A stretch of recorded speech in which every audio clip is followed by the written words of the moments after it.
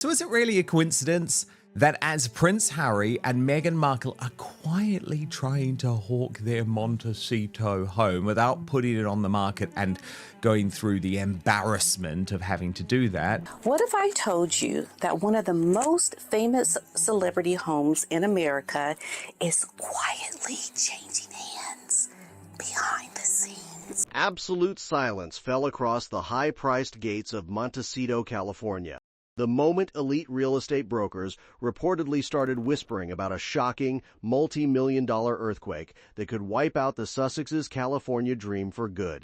Forget everything you thought you knew about Hollywood power dynamics, because online rumors are exploding with claims that Taylor Swift and Travis Kelce, fresh off their headline-dominating fairytale wedding at Madison Square Garden, are actively browsing luxury properties and eyeing estates in the exact same hyper-exclusive zip code currently occupied by Prince Harry and Meghan Markle.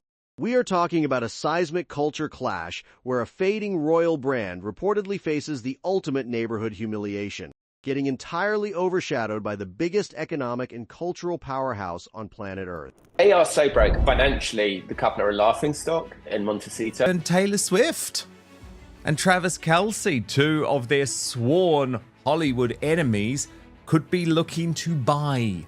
While official representatives navigate the heavy waters of privacy laws, local property insiders in Santa Barbara are whispering that the staggering six-figure annual upkeep on the Sussexes' sprawling Chateau Riven Rock estate, paired with their recent pivot back toward the United Kingdom, has set the stage for a quiet, off-market real estate exit. What if I told you that one of the most famous celebrity homes in America is quietly changing hands behind the scenes? Not through any flashy real estate listing. No. Not through any public announcement. Not through a press release. That's just not what they're going to do. But through the kind of secret of an off-market deal that wealthy celebrities use when they don't want the public knowing their plans. Now, does that sound like something that maybe Harry and Meghan would do? Yeah. Imagine the sheer panic behind closed doors as a couple that fled across the Atlantic for peace and absolute privacy suddenly realizes that the neighborhood's new royalty could be the very pop icon who previously gave Meghan's high society outreach the absolute cold shoulder. To understand the crushing magnitude of this rumored neighborhood takeover, you have to look past the manicured hedges and examine the brutal reality of how Hollywood treats declining commercial value. For years, Harry and Meghan treated their 9-bedroom California sanctuary as an unassailable fortress, a place to launch media companies, executive streaming projects, and continuous public complaints. Sprawling estate became the backdrop for everything. The backdrop for their Netflix deal, their Spotify, their interviews, the magazine features, all of their business launches, their family photos. This mansion became more than a house. It became a symbol that they had successfully left the royal family behind a created new life in America. But when a cultural juggernaut like Taylor Swift, now fully settled into her newlywed bubble with Travis Kelce after their unforgettable summer wedding, enters the neighborhood conversation, the entire social hierarchy of West Coast elite society flips on its head overnight. Online commentators and luxury real estate brokers have pointed out the undeniable contrast between the two camps. Taylor Swift doesn't need to leak anonymous memos to tabloids just to prove her relevance. She commands an organic, cross-generational empire built on unwavering loyalty, multi-billion-dollar success, and hard work. Taylor's in her mid-30s. She's always wanted to be a mom. They are looking for a place where they can raise their family, have kids, and good schools all around. And, Montecito does fit that bill. It is private. A lot of billionaires are there. Security is always around. If it's not yours, it's someone else's. And no high crime rate. The schools are excellent. Meanwhile, online rumors suggest that the Sussexes' local presence has grown increasingly isolated, with long-term Montecito residents allegedly giving them a wide berth to avoid getting entangled in perpetual media drama. If Swift and Kelce pull the trigger on a local estate as part of their next chapter together, they won't be looking at aging, high-maintenance properties requiring constant financial mitigation. They have the supreme financial muscle to secure oceanfront perfection without breaking a sweat, turning Harry and Meghan into mere background noise in a town they once hoped to conquer. The psychological sting of this potential neighborhood proximity goes much deeper than property values, opening up old wounds from a heavily documented history of personal rejection. This is not a casual situation of two friendly neighbors sharing a cup of tea over the garden fence. Rather, it involves a heavily reported trail where one party has spent years building an ironclad boundary against the other. Think back to the widely circulated claims that Meghan personally penned a handwritten letter trying to entice Taylor Swift onto her Archetypes podcast, only to be met with a flat, corporate-style rejection through representatives. Think about the subsequent rumors of the Duchess attempting to secure backstage access at a packed stadium concert, only to be handed a polite note at the door claiming the singer was on strict voice rest, while true entertainment icons and senior royals like Prince William were openly welcomed backstage just weeks later. Industry insiders have long noted that Taylor Swift's fierce loyalty to her inner circle and her deep-seated appreciation for traditional family structures make her fundamentally incompatible with a brand built on public royal family feuds. When you value loyalty and discretion above all else, watching a couple systematically monetize private family pain is reportedly viewed as an ethical deal-breaker. Swift's historic ties to Prince William, stretching all the way back to their memorable 2011 Kensington Palace charity performance, mean she is firmly aligned with the side of the family that chose duty and dignity over media warfare. This widening cultural gulf is mirrored across every single metric of the Sussexes' public life, most notably as financial pressures and public scrutiny mount around their commercial footprint. Recent investigations into flagship philanthropic ventures like the Invictus Games have highlighted growing friction between massive administrative budgets and actual direct aid delivered to participants, leading corporate sponsors to quietly distance themselves from the brand.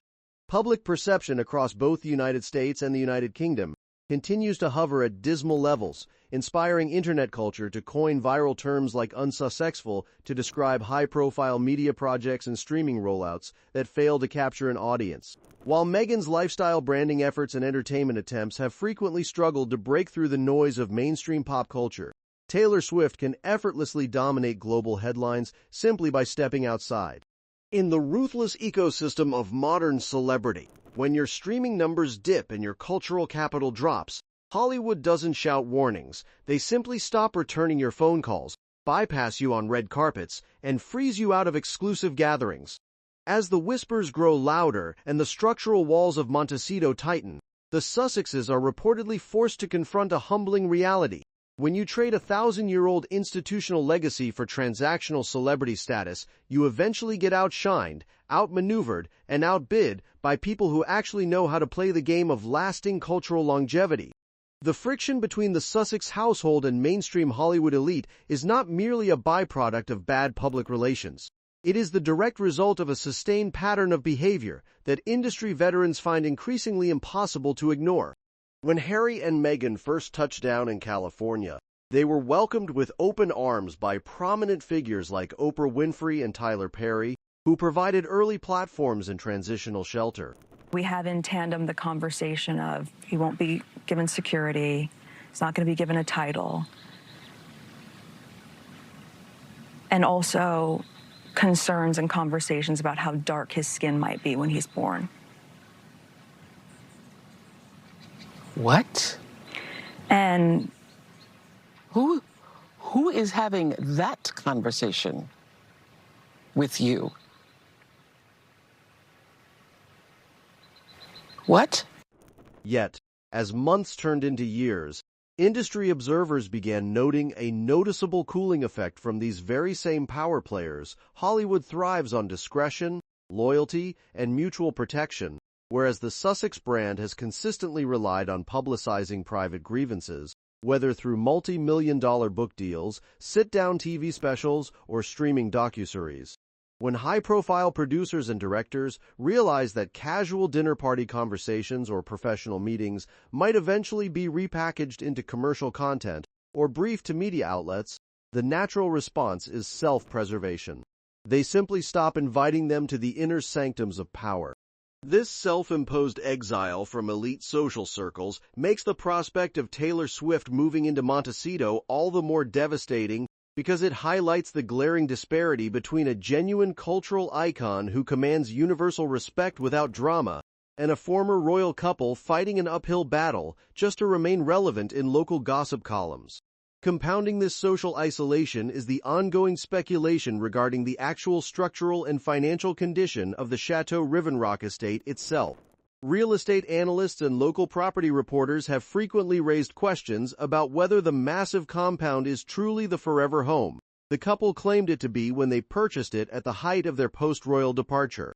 Maintaining a sprawling 9-bedroom mansion with extensive acreage, specialized security perimeters, and constant environmental management against California's notorious mudslides and brush fires requires an astronomical annual financial commitment. Reports here in America are that they are having major financial problems. I actually read a report last week that they may be very quietly shopping their $14 million Montecito mansion, that it may be something of a pocket listing. Reports from local Santa Barbara realtors have often suggested that properties of this specific vintage and scale can become substantial financial drains when cash flow fluctuates or when commercial ventures fail to match initial revenue projections.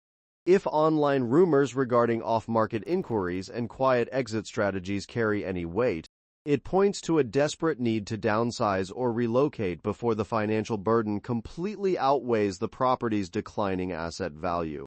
For a couple whose entire public persona is built around projecting an image of unshakable wealth and independence, the silent, unceremonious dumping of their primary sanctuary would represent an unprecedented public relations catastrophe. Meanwhile, the contrast in how both camps navigate their public obligations and creative ventures couldn't be more pronounced. Taylor Swift's life after her breathtaking, star-studded wedding has entered an entirely new, deeply grounded chapter centered around building a shared marital legacy. She lets her work speak for itself, dominating global charts, breaking attendance records, and nurturing a fiercely loyal fandom that spans multiple generations without ever needing to manufacture artificial drama or play the victim card. In stark contrast, Meghan Markle's commercial rollouts from lifestyle brand launches and podcast experiments to streaming documentary features have routinely struggled to capture sustained mainstream enthusiasm. Critics and online analysts frequently point out that every project the Duchess touches seems to generate massive initial curiosity driven purely by royal morbid fascination, only to rapidly collapse under the weight of lackluster execution and public fatigue. When people tune in and realize the content lacks substance, genuine creativity, or relatable charm, the audience evaporates overnight. This explains why internet commentators have gleefully embraced terms like unsuccessful, because it encapsulates the strange phenomenon where high-budget, heavily promoted initiatives inevitably fizzle out into commercial irrelevance, leaving behind only a trail of unfulfilled promises and departed executives. The philanthropic angle offers yet another window into why public patience has worn razor thin. Prince Harry's association with the Invictus Games was initially viewed as a noble, untouchable continuation of his military service legacy. However, recent investigative reporting by prominent royal biographers has dragged the administration of these games into the harsh light of public scrutiny. Questions have been raised regarding exorbitant travel budgets, heavy reliance on private aviation, and luxury accommodations for the Duke and Duchess, while primary fundraising targets occasionally missed their marks by millions of pounds. When major corporate sponsors and institutional donors take a step back to evaluate where their charitable contributions are actually going, frequently noticing that a significant portion of event overhead seems dedicated to polishing the Sussexes' personal brand, rather than directly supporting wounded veterans, they quietly walk away. Public outrage has followed suit, with taxpayers and independent observers openly questioning the ethics, of funneling public grants into high-profile pageants that prioritize fashion statements and documentary cameras over tangible veteran support. This steady erosion of institutional trust mirrors the broader collapse of their American commercial empire, proving that you cannot permanently cloak self-serving publicity stunts in the language of altruism without the public eventually seeing right through the facade. As the narrative surrounding the Sussexes continues its downward trajectory, the post-wedding bliss and cultural ascendancy of Taylor Swift and Travis Kelce serves as the ultimate benchmark of modern success. Swift represents the pinnacle of American enterprise, self-made, fiercely protective of her creative rights, deeply connected to her family roots, and universally beloved because she brings joy, economic vitality, and positive energy to every community she touches. Montecito residents who value their privacy, their property values, and their peaceful coastal lifestyle know that an influx of Swift and Kelce would bring prestige, stability, and genuine community goodwill. Conversely, the arrival of the Sussexes brought a fortress of heavy security, blocked roads, constant tabloid leaks, and an underlying cloud of perpetual grievance. The local neighborhood has reportedly grown exhausted by the drama, choosing instead to freeze out the couple in favor of tranquility. If the rumors of an off-market sale and a subsequent neighborhood takeover by Hollywood's true royalty turn out to be true, it will mark the definitive closing chapter of a disastrous American experiment. Prince Harry and Meghan Markle set out to conquer California, build a billion-dollar media empire, and prove the British royal family wrong. Instead, they find themselves outmaneuvered, isolated, and on the verge of being completely priced out of relevance by the very icons they hoped to rival. The illusion has shattered. The spotlight has shifted, and the final verdict of history is shaping up to be entirely unforgiving.